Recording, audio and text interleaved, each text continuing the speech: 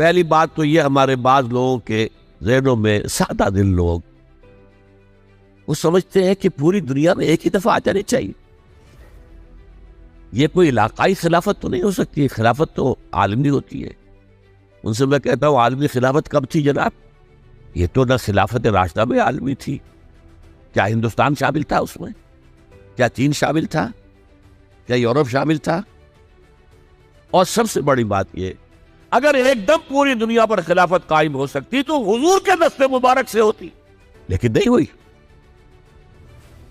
नतीजा क्या निकला? एक मुल्क में हुजूर ने कायम कर दी, जजीरा नुमाए अरब, यहां खिलाफत कायम हो गई, हुजूर खलीफा है। अब वो नुक्ता कौन सा होगा, नुक्ता आगाज कौन सा होगा? इसमें पहली बात तो मैंने कहा, जो शक करेगा उसका फिर ईमान मशकूक है। होगा, लाजिमन होगा, ग्लोबल होगा, पूरी दुनिया में होगा। कहां से शुरू होगा इसमें आप इख्तिलाफ कर सकते, लेकिन मुझे तो दो हदीसें तो मिली है जिनसे यह अंदाजा होता है कि ये इस मशरकी खित्ते से होगा, अरब के मशरिक की जानिब किसी मुल्क से हो, किसी खित्ते से होगा। वो हदीसें भी अब आप पढ़ लीजिए पहले।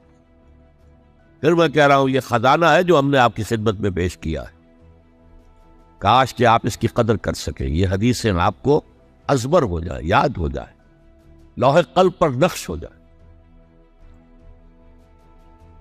हिंदुस्तान और खुरासान यानी मौजूदा अफगानिस्तान का जिक्र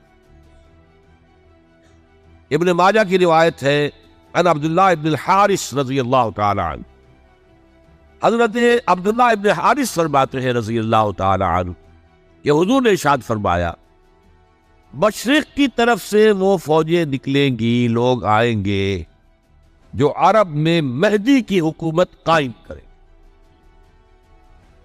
ये मेहदी कौन होंगे इसका जिक्र मैं जरा बाद में करूंगा, लेकिन नोट कर लीजिए कि मेहदी से पहले लाजिमन किसी मशरकी इलाके के अंदर वो निजाम कायम हो चुकेगा, तब वहां से फौजें आएंगी ना।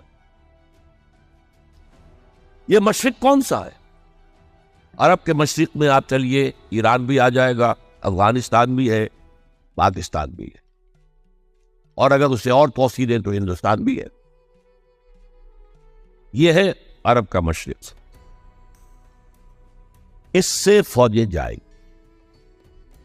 इसका क्या मतलब है कि इसमें से किसी जगह पर निज़ाम खिलाफत पहले कायम हो जाएगा, ताकि वहां से फौजें जाएंगी जो जजीरा नुमाए अरब में हजरत मेहदी की हुकूमत को कायम करे। अब दूसरी हदीस सुनिए, ये सुनन इब्न माजा की हदीस थी जो मैंने आपको सुनाई, आपने पढ़ी। दूसरी, अन अबी हुरैरा रज़ियल्लाहु तआला अन्हु, ये तिर्मिज़ी शरीफ की रिवायत है, क़ाल क़ाल रसूलुल्लाह सल्लल्लाहु अलैहि वसल्लम, खुरासान के इलाके से सियाह झंडे लेकर फौजें आएगी, उनका रुख कोई मोड़ नहीं सकेगा, उनको पीछे फेर नहीं सकेंगे कोई भी, यहां तक कि वो यरूशलेम में जाकर झंडे नस्ब कर दे। एलिया हुजूर के जमाने में यरूशलेम को कहते, ये यरूशलेम था जब हजरत सुलेमान की हुकूमत थी, और यहां पर माबद सुलेमानी, हैकल सुलेमानी कायम हुआ। फिर ये यरूशलेम ही रहा है तारीख में, यहां तक कि सन 70 ईस्वी में जब टाइटस रूमी जनरल ने इसको गिराया, खत्म किया, सेकंड टेंपल गिरा दिया, और यहां से यहूदियों को निकल जाओ, यहां से कोई यहूदी बाकी नहीं रहा, तब बिल्कुल तहबाला बर्बाद कर दिया।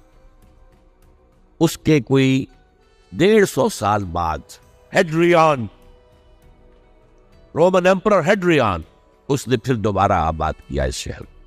150 साल तक ये बिल्कुल बंजर और बिल्कुल गैर आबाद हुआ। अब हेड्रियन ने जब आबाद किया तो इसका नाम एलिया रखा, अब यरूशलेम नाम नहीं। तो हुजूर के जमाने में फिर इसका नाम एलिया, और अब इससे क्या मालूम हो रहा है कि ये यरूशलेम मुसलमानों के कब्जे से उस वक्त निकला हुआ होगा। एक दफा पहले निकला था, सन 1099 ईस्वी में मुसलमानों के हाथ से निकला, क्रूसेडर्स, ईसाइयों ने आकर इसको कब्जे में किया, लाखों मुसलमानों को मारा, कत्ल किया।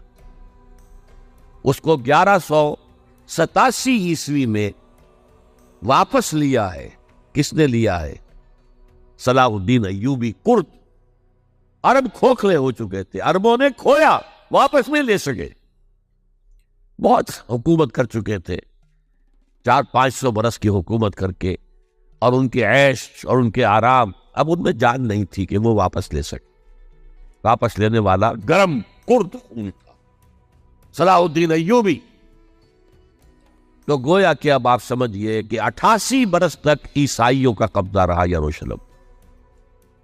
अब 1967 में यहूदियों ने कब्जा किया है, और अब 38 बरस तो हो गए, 88 नहीं तो 38 बरस तो हो गए। लेकिन वो दौर आएगा कि अब फिर लेंगे। लेने वाले अरब भी नहीं होंगे, खुरासान के इलाके से फौजें आएंगी। ये खुरासान क्या था? एलिया तो मैंने आपको बता दिया, यरूशलेम का नाम है। खुरासान उस जमाने में एक बहुत बड़े मुल्क को कहते थे। कुछ हिस्सा पाकिस्तान का भी उसमें शामिल, कुछ हिस्सा ईरान का भी है। ईरान के उस हिस्से को अब भी खुरासान कहते हैं, वो एक सूबा है। खुरासान एक सूबा है ईरान का, छोटा सा। पाकिस्तान में खास तौर पर यह जो इलाका मालाकंड एजेंसी कहलाती है, इससे ऊपर जितना इलाका है, और ये जो वाखान की एक पट्टी आती है ऊपर, वाखान अफगानिस्तान की एक पट्टी सी दुम सी चली आती है, जो जाकर चाइना की सरहद से मिल जाती है। यहां से लेके यहां तक ये जो मालाकंड का वो दरा है और पहाड़ है, ये भी खुरासान का हिस्सा है। बाकी तकरीबन 2/3 ऑफ अफगानिस्तान साउदर्न हिस्सा नहीं है खुरासान का हिस्सा, ये सीस्तान कहलाता था, ये खुरासान नहीं है। लेकिन ये कि ऊपर का 2/3 ऑफ अफगानिस्तान, और उसके साथ ये जो अरब, जो अब ये तुर्क ममालिक आजाद हुए हैं सोवियत यूनियन के डिसोल्यूशन के साथ, ये सारा इलाका कहलाता है खुरासान बुजुर्ग, द ग्रेट खुरासान। एक मरतबा एक यहाँ का जो काउंसिलेट ईरान का, वो आए थे मेरे पास, उनके एक अहम आदमी। उनसे मैंने पूछा खुरासान, तो पहले तो उनका खुरासान हमारा एक सूबा है। मैंने कहा नहीं, मुझे खुरासान, ओ खुरासान बुजुर्ग, वो जो आप द ग्रेटर खुरासान की बात कर रहे हैं, वो ये था। फिर मैंने और तरीकों से भी तहकीक की। पहले ख्याल था कि पूरा अफगानिस्तान उसमें शामिल है, लेकिन अब मालूम हुआ कि नहीं, ये जो जनूबी हिस्सा है ये सीस्तान कहलाता था। कुछ बलोचिस्तान का हिस्सा उसमें शामिल था, और कुछ ये जनूबी हिस्सा अफगानिस्तान। यहां से फौजें जाएंगी, और ये फौजें जाकर खुरासान से चलकर एलिया पहुंचेंगी, यरूशलेम पहुंचेंगी, और अपने झंडे गाड़